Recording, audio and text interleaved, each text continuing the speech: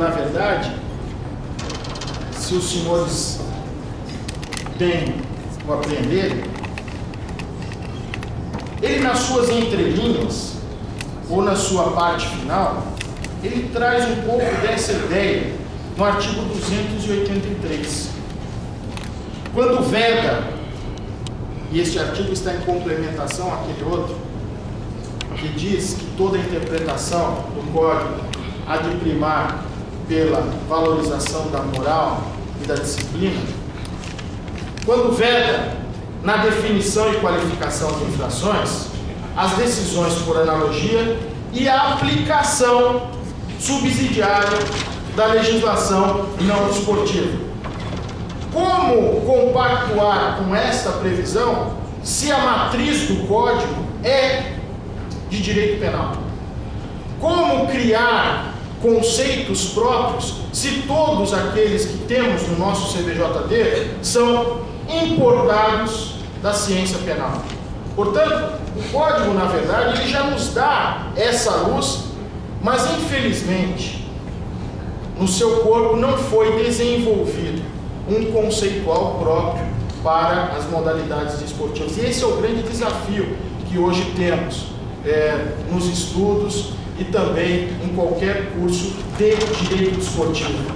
Buscarmos um direito desportivo disciplinar genuíno. Quanto às penalidades em espécie, o direito disciplinar desportivo, aí sim, tem as particularidades que dele se reclama. Contudo, o fato a se registrar é que mesmo depois de resistir a duas alterações pontuais, as penalidades, todas elas indistintamente, foram pensadas sobre margens abstratas absolutamente severas,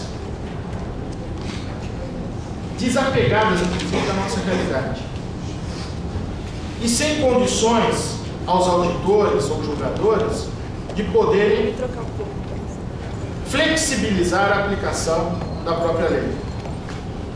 O Dr. Marcílio aqui colocou uma situação ontem limite, que muitas vezes levava o julgador a não punir, preferindo assim se portar para não punir severamente. Ou seja, deixava-se de punir, o que é um erro, para não punir na margem mínima da lei, porque o Código era extremamente rigoroso. Que problema?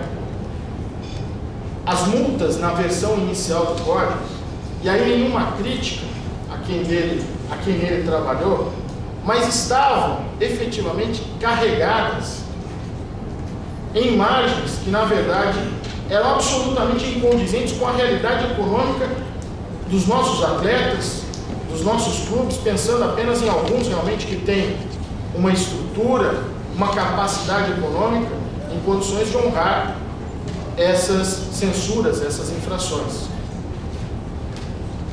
É certo, todavia, que o artigo 178 do nosso CBJD, ele traz para a exegese do julgador quais são as circunstâncias que devem ser levadas em consideração na fixação da penalidade disciplinar.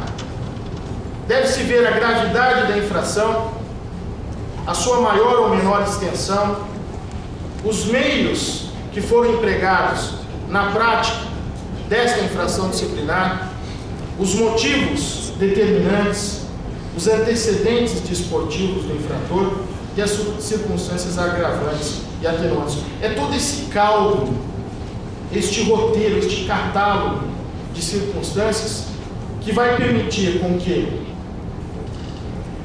o julgador, o auditor, possa formar a sua convicção e estabelecer a censura cabível ao caso concreto.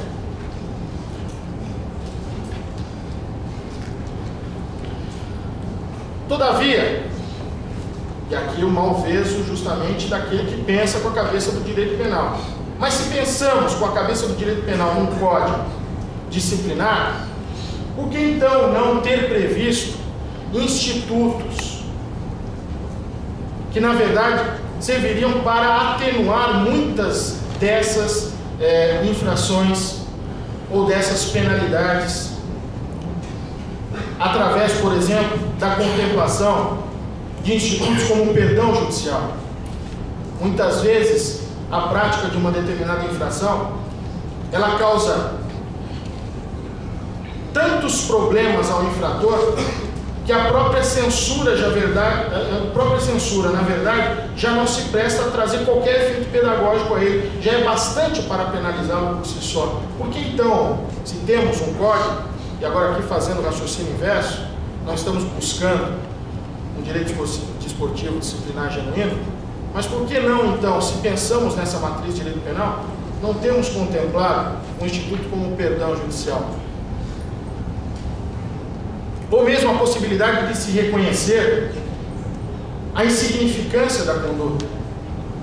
Sabemos que toda infração disciplinar, ela tem como matriz um objeto jurídico de proteção. Toda infração disciplinar está para proteger algum bem jurídico desportivo inerente à prática daquela modalidade. Todavia, algumas lesões ou ameaças de lesão a esse bem são tão insignificantes que não tem a necessidade sequer de serem levadas em conta. Por que não, então, o reconhecimento da própria insignificância? Que sequer despontou nos nossos tribunais esportivos como jurisprudência em condições de mudar a nossa legislação desportiva. Portanto, falta ao nosso código também institutos mais flexíveis e aptos a prestigiar a discricionariedade do jogador, algo que dificulta a realização da justiça desportiva no caso concreto.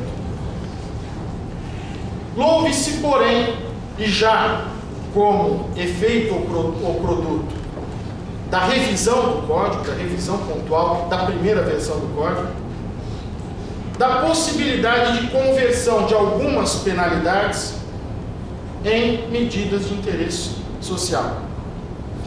Claro que alguns pressupostos ali devem ser respeitados.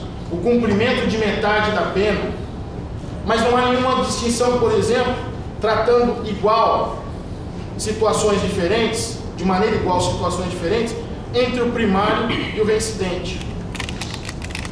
Cumprida a metade da pena, é possível converter a outra metade em medida de interesse social, desde que adequada a preservar o caráter pedagógico da sanção disciplinar propriamente dita. A questão é, o Código não previu, nem exemplificativamente proporcionou a visão do que seriam essas medidas de interesse social.